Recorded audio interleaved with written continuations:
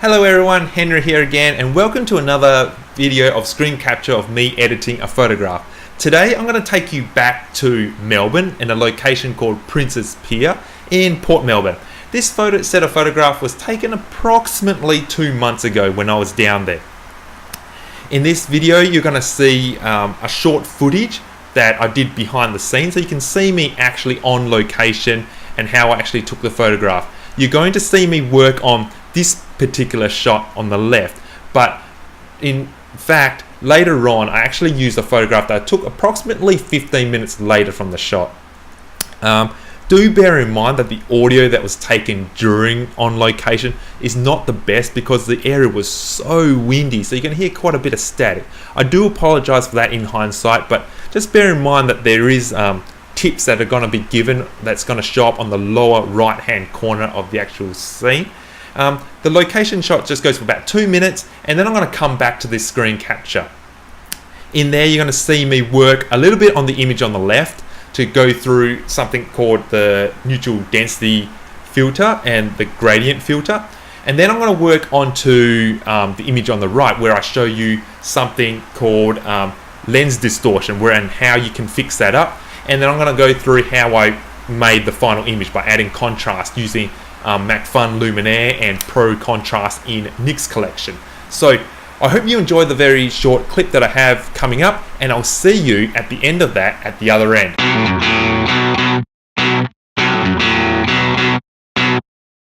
Over at Melbourne's port at the Princes Pier, we have some beautiful pylons around here which make great subjects. You know, you've got the pattern, got the composition, got the light happening here. Well, I'm here at the sun. The key thing about getting photographs of this is to make sure that your histogram here doesn't tip over. Like, you don't want to blow up any sort of highlights. I'm photographing in RAW, which is really good practice when it comes to doing landscape photography, because you just capture so much more data than what you can see on the back of the camera.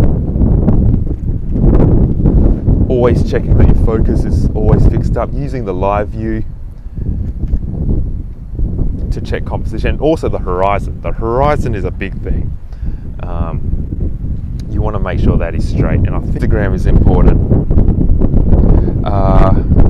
Shoot in manual here. I'm using f16. Quite a narrow aperture for, you know, increased depth of field, because I want as many of those pylons in focus as possible. It's just beautiful around here.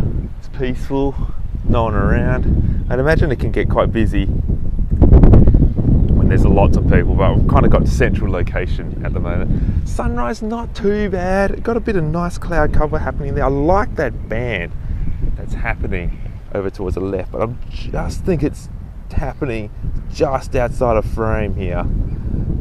Just missing out that good bit right at the very end, but hopefully I captured that in this sort of shot. I might actually spin the camera over to that side, so it might not be central and everything, but I don't want that handrail that's creeping up over towards the left. So let's move the camera. So it's always good to move the camera wherever possible. Better to move the camera than to fix something up in Photoshop. So you see, now I've just saved myself arduous amounts of moments on Photoshop. Now I'm going in here. Might capture it like that. Not sure if you can see that at the back of the LCD, but I'm having it like that. The boat, there's a cruise boat, is a little bit more central than how I'd like it, but that's where the good stuff is. Hello everyone, and I hope that you enjoyed that that short clip of me photographing the Princes Pier back in Melbourne. So I'm back into Lightroom. So what I've done, I've uploaded the images, and like I said before, I've selected 3. Like I said, this is the first image. This is the image that you probably saw me throughout the actual footage just then. So I'm just going to go through it. I didn't end up using that image. I tended to use an image that was shot about 15 minutes later in the actual scene. But what I can show you a couple of things in this particular image really quickly. So this is what you saw. So here was that band of the sunrise that looked really nice. The sky is very well exposed in this shot. Really like the skies in this shot, but the foreground just turned out to be a little bit too dark for my liking. That's why one of the reasons why I didn't go for this particular image. And also, I found the composition of the actual pylons to be a lot better in a shot that I took later on in the actual morning. However, what I do want to show you in this particular shot is, say for example, you want to fix up a part of the image with regards to exposure. It's just too dark on the bottom, but you want to leave the top part untouched because that's the good part. So what do? You go into this develop module and you're going to go use a tool which is known as graduated filter. And what that does is it allows you to draw an area and mask out a part where you don't want to affect. For this hypothetical reason, let's just say I want to raise the exposure of the foreground because it's just a little bit too dark. And the brightness on the sky is fine and I don't want to touch that. So I want to bring the foreground a little bit closer with regards to exposure and brightness to the foreground. Whereas this example is natural. This is what we normally see. The sky's bright, the foreground's quite dark because the sun's not up high enough just yet. So what you do, you go into this tool here, graduated filter, and you go to the effects. You can choose either the shadows or exposure. Shadows will only affect the shadow part of the actual image. It's a little bit more subtle, it's more precise, working on the actual histogram, whereas exposure, it'll move the whole histogram, which is more dramatic. So I'm going to start off with just the shadows part with this particular shot starting off with. So what I do is I hold down shift, so it gives me either a 90-degree adjustment because the horizon is straight. So holding down shift, I draw to an area from where I want the effect to start. Let's just say from down here hypothetically, and I want it to end at the horizon line. End it at the horizon line because I don't want this effect that I'm about to do to affect the sky part. Now, as this is shadows, it's just going to move in the shadows part to start off with. So if I raise that towards the right, you can see that it makes subtle changes to the actual exposure. Just raises the shadows just a bit. If you want it a little bit more dramatic, you move the exposure part. So if I go up towards here, as you can see, the effect is going here. I can drag this part to show you how dramatic I want this. So from here, this is the graduated part. So this is where I want it to fade off. I want it to come up to about here, but I want it to end at the actual horizon. So you can go down here to have a slight sort of blend along here. So what that has actually done, if I press enter on that, it's raised the exposure of the foreground to make it brighter, so it's more balanced towards the actual sunset. So I'll show you before and after. So by pressing Y onto here, you can see that was the before where the foreground was really dark, but after adding a graduated filter, you can, for one of its effects on after, you can bring it a little bit closer to what you wanted to. So I can drag this across so you can see the before and after sort of side. But like I said, this was not an image that I actually used. I just wanted to go through graduated fill just in case you wanted to use a particular tool like this for a photograph that you may have. Anyway, let's go on to the actual image that I did end up using. Like I said, it was shot 15 minutes later. I'm going to press Y again, so it brings me back to the working sort of view without the before and after. Okay, cool. So this is the shot that I ended up using for my final composition. So this was shot, like I said, a little bit later towards the actual day, where the sun has risen up a little bit more, where it made the exposure from the skies to the ground a little bit more even, as you can see. What's different with this particular shot is that I actually installed a filter, which is known as a 10-stop neutral density filter on this onto my lens for this particular shot, which gave me a really long shutter speed of 45 seconds. Now that's an extreme long exposure, and by putting this filter, it allowed me to do that. Whereas if you look at the shots before, like let's go look at the image that you just saw previously, the shutter speed on this shot was 1/40th of 1 second, not even a second, whereas this one was actually 45 seconds. Which is really, really, really long, and it's much brighter. And let me just go through all a 10-stop neutral density filter is just a very dark piece of glass. that goes in front of your lens, and that essentially stops a lot of light going in, so you need a longer duration on your shutter speed to get a proper exposure. For instance, this part, 45 seconds. And what that does is that it smoothens out the water. Have a look at the difference in just the water between this photograph to this photograph. So you can see in this picture the water's quite ripply, quite still. It's affected by the wind and stuff, but by over 45 seconds you get this smooth, ethereal sort of look. It also introduced motion blur in the actual cruise ship as well, as over the 45-second period.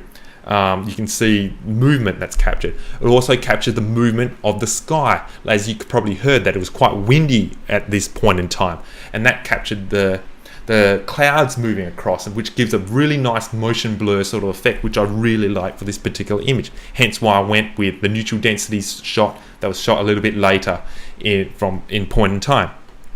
Okay, so what I said that I wanted to fix up in this particular image is something that's called parallax error.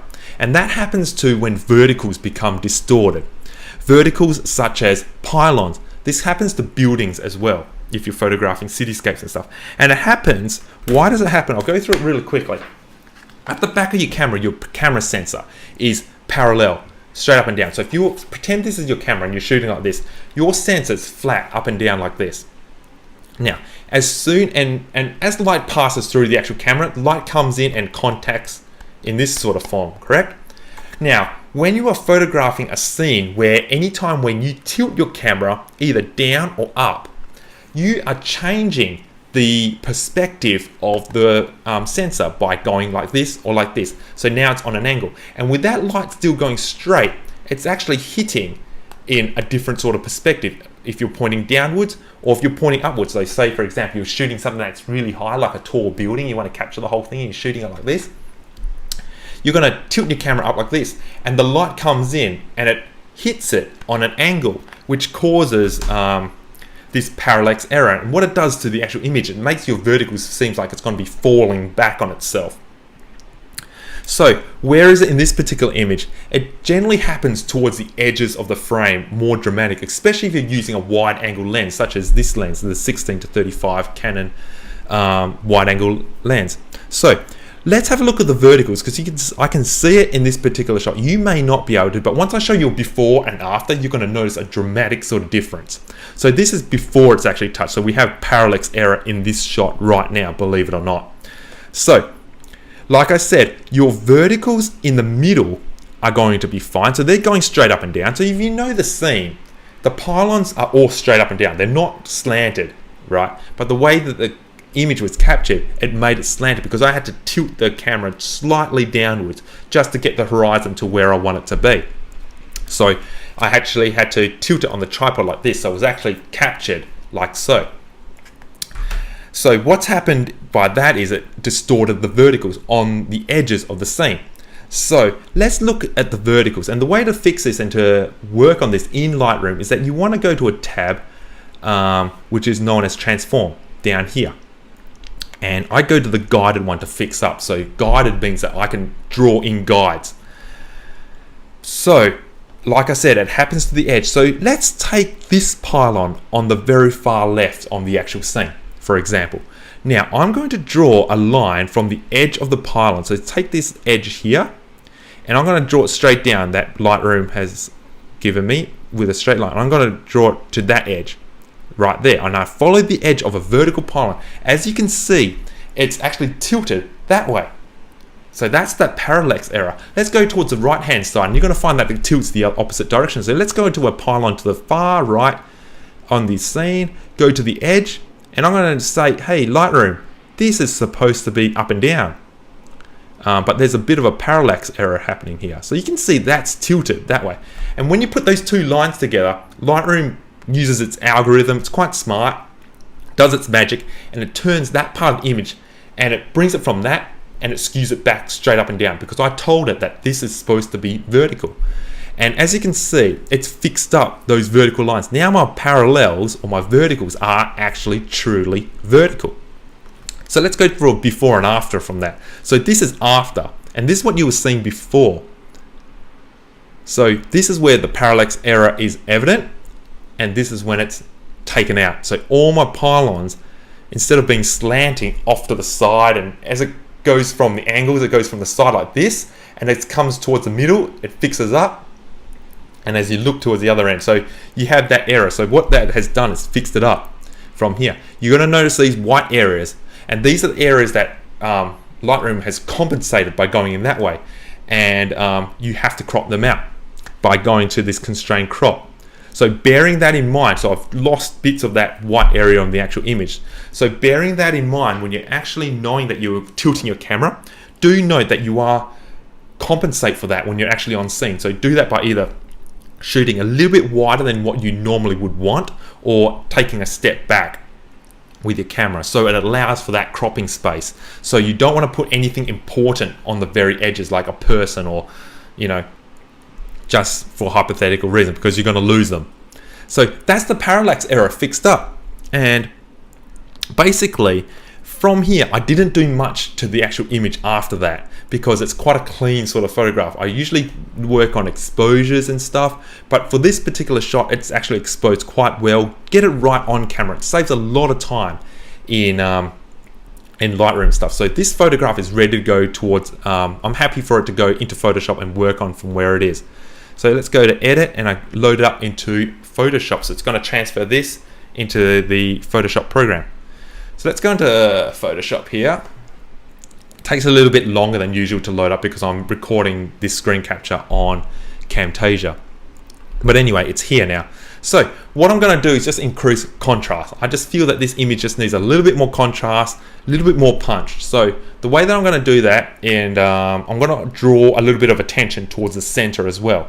So let's draw attention to the center first by putting a little vignette in the actual image. So the way that I do that, I go into filter and I use a third-party program called Luminar from MacFun. So I load that up. It's one of the presets, and I like this particular preset because it just makes me draw the attention of the viewer to something central.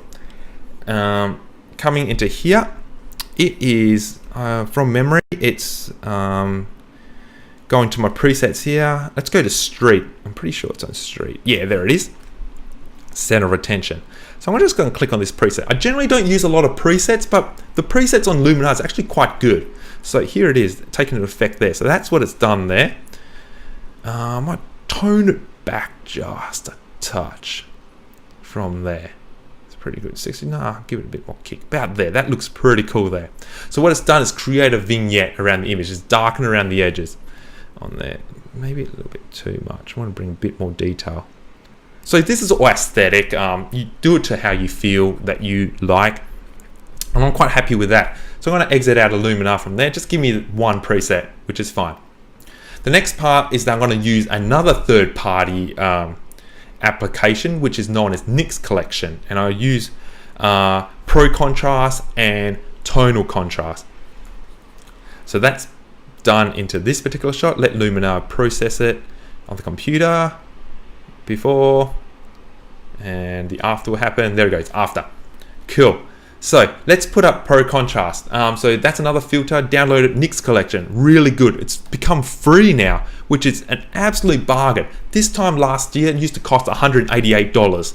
But now that they made it free, it's an absolute godsend. Really, really good plugin here. It just makes real quick adjustments really fast. It's just a matter of sliders. So going into here, landscape, I'm going to choose one which is known as Pro Contrast here. Add something called Dynamic Contrast. And what that does, it just adds contrast to my midtones. So I'm just going to add a bit of that. And that just adds a lot of kick in the actual middle without pushing the histogram off the edge. Because one of the things I really hate in images is that the images go too far to the whites or too far to the blacks. So dynamic contrast is really good because it just adjusts contrast in the middle. So I'm going to add that filter. Fantastic. Now I'm going to add another one which is known as tonal contrast. Now this one's a little bit more aggressive. Actually, I'm going to call this one OK. So what Photoshop's going to do is going to make it into separate layers so I can tone things back if I need. So the Pro Contrast, I'm happy for it to go throughout the image. So I let that process. It's going a little bit slower than usual, which is natural because I'm kind of putting my computer through a little bit more stress than usual, which is fine. Okay, so that's pro contrast. Looks good, looks very good. So you go before and after. So before, there it is. After, a little bit more kick to it. It's quite subtle. I like my effects to be subtle overall. Next one, gonna go to tone of contrast. So go back to Nick's collection, back to Color Effects Pro. So by doing this, I have it on separate layers so I can tone things back, because this one is a little bit more aggressive. So let's go to tone of contrast. Whoops, missed it, went to the wrong filter. Tone of contrast. So you can see this one, I just want to add effects to the actual, the pylons and stuff. So from here, you can see it's added a lot of dramatic. So you can adjust sliders to however you like, but I like it how it was just then. I might tone it back if anything, like so. So let that calculate, let it do its little magic, its little algorithm, stress the computer out a little bit, let it, you know, flex its muscles a bit. Okay, cool. Now I want to minus areas. I want to don't have this effect on the water and the clouds and stuff, because I don't want that to be too contrast. So I'm going to go to a control point and minus, and telling that Photoshop or this particular plugin don't affect areas of water. So by having this minus tool, gives me this loop here. I'm going to go, don't affect here, please. Yeah, so just minus there. I don't want, because what it does is just going to add noise to the area.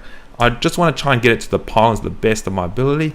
I'm going to hold down Option, and it kind of gives me a copy and paste. So it just makes me, allow me to do this a little bit faster. So I can go here. Don't want it to affect there. Don't want it to go to the water. And around here. So I'm just dragging zero and pastes here. For this particular part, I don't want it to affect the pylon. So I'm doing this quite rough. So here to about there. Awesome.